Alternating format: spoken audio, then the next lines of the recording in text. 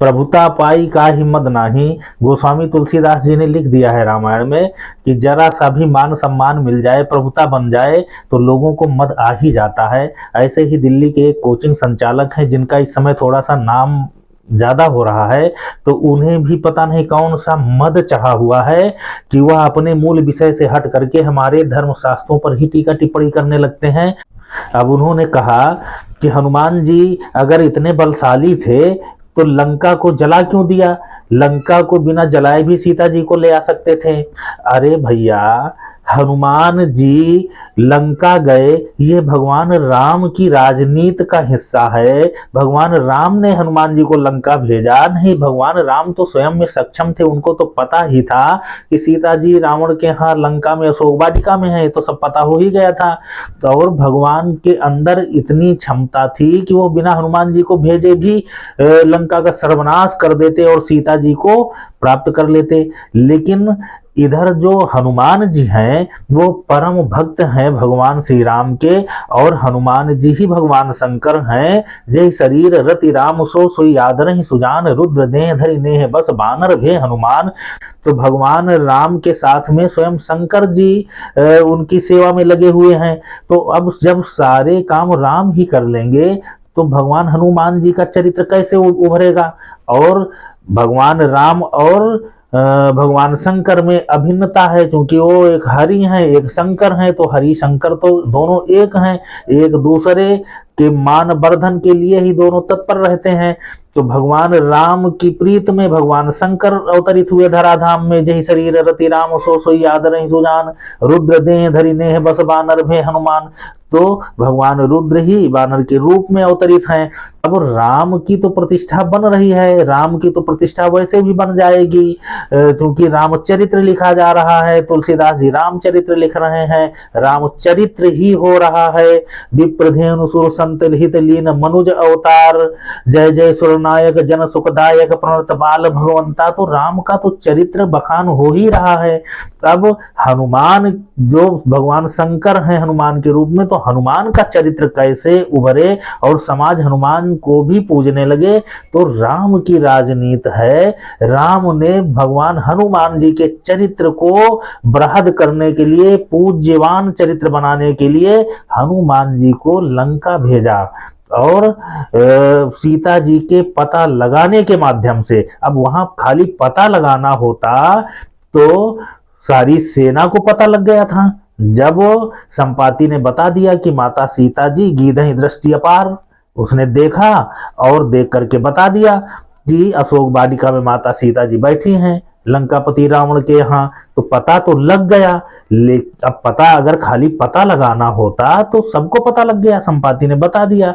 तो जो साथ में अन्य लोग थे, सेना पूरी सुग्रीव की गई थी, तो उनका काम तो हो गया। भगवान ने पता लगाने के लिए सबको भेजा था, लेकिन हनुमान जी को कुछ एक अलग से स्पेशल काम दिया गया था ना, कि मुद्रिका भगवान राम ने हनुमान जी को ही दिया था। तो मुद्रिका देने का मतलब क्या था कि उस मुद्रिका को सीता तक पहुंचाना है। मुद्रिका के माध्यम से हनुमान जी को सीता तक भगवान राम ने भेजा। अब सीता तक पहुंचने में जो कार्य हो रहे हैं यही तो राम काज है, राम की प्रेरणा से हो रहा है।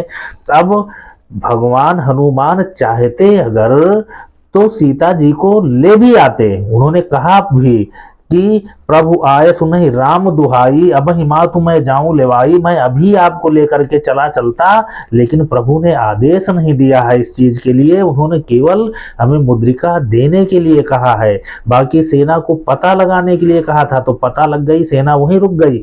हनुमान जी मुद्रिका देने जा रहे हैं और वहां से सीता जी को ला किस लिए नहीं रहे हैं? क्योंकि आप जब रामायण पढ़ोगे, सुंदरकांड पढ़ोगे, तो शुरुआत में ही आ जाता है जो किष्किंधा कांड की अंतिम चौपाइयां है, जहां से सुंदरकांड प्रारंभ होता है। तो वहां पर जब राम काज लगी तव अवतारा, सुनतहि भय पर्वताकारा, कनक बरन तन तेज विराजा, मानव पर गिरिन कर राजा, सिंह नाद कर बारहि बारा, लीलहि नागौ जल निधि खारा, सहित सहाय राव नहीं मारी, यानो यहाँ त्रिकोट उपारी। माने हनुमान जी ने कहा कि अब जामवंत तुम बताओ, जामवंत मैं बूझो तो ही उचित सिखावन दूध दीजो मोही। जामवंत तुम बताओ कि मैं रावण की सेना सहित पूरी लंका का संहार कर दूं, माता सीता को उठा लाऊं, मैं क्या करूं? मुझको बताओ, आप दिशा दो, आप मार्गदर्शन दो कि हम क्या करें। तो आप ध्यान करके सुनना इस बात को। जामवंत ने कहा कि इतना करहु तात तुम जाई, सीता ही है तो कहो सुधि आई। जामवंत ने पहले ही मना कर दिया कि तुम केवल सीता की सुधि लेने के लिए जा रहे हो, वहां सीता को लेके नहीं आना है, सीता का पता लगा करके, मुद्रिका दे करके सीता कैसी है। तो पहले से ही जामवंत ने रोक दिया। अब ये संकेत नहीं है क्या? और क्यों रोका गया? हनुमान जी ने कहा कि आखिर हम सीता को क्यों नहीं ला सकते हैं, हम तो सीता के लिए ही भगवान राम व्यतीत हैं, तो सीता को भी ले आते हैं। तो जामवंत ने कहा कि अगर तुम सीता को ले आओगे तो यहाँ पर भगवान राम का चरित्र दब जाएगा। भगवान राम हनुमान के चरित्र को उभार रहे हैं, पूजनीय बना रहे हैं, और हनुमान जी अगर सीता को ले आते तो फिर भगवान राम का चरित्र कमजोर होता, उनका चरित्र दबता। इसलिए भक्त का तो दायित्व है, कर्तव्य है कि वो अपने भगवान के चरित्र को उभारे।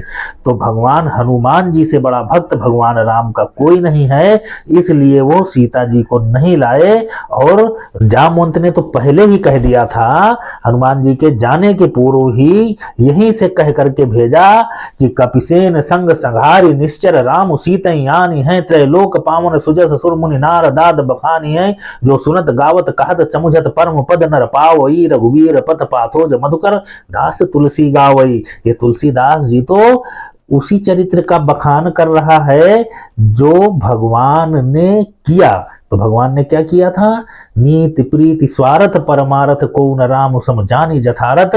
भगवान राम की नीत है, राजनीत है कि हनुमान जी का चरित्र भी गढ़ना है और निशाचरों के यहाँ भय भर देना है। भय से आक्रांत व्यक्ति मृत्यु को प्राप्त हुआ ही होता है। और भगवान हनुमान जी ने निशाचरों के भीतर कैसा भय भरा, चलत महाधुनि गरजसि भारी, गर्भ श्रवई सुनि निश्चर नारी। निशाचरों की महिलाओं के गर्भ गिर गए। अब यहां पर भी तुमको लगेगा कि गर्भ कौन सा गिर गया? अरे तो भैया ये वो गर्भ नहीं गिरा है जिसे तुम समझ रहे हो, या दिव्य कीर्ति तुमको जो समझाना चाहते हैं। तो घमंड निशाचरों का टूट गया और भगवान घमंड को ही मारता है। बाली के घमंड को मारा भगवान राम ने, रावण के घमंड को मारा, तो भगवान तो घमंड को मारता है।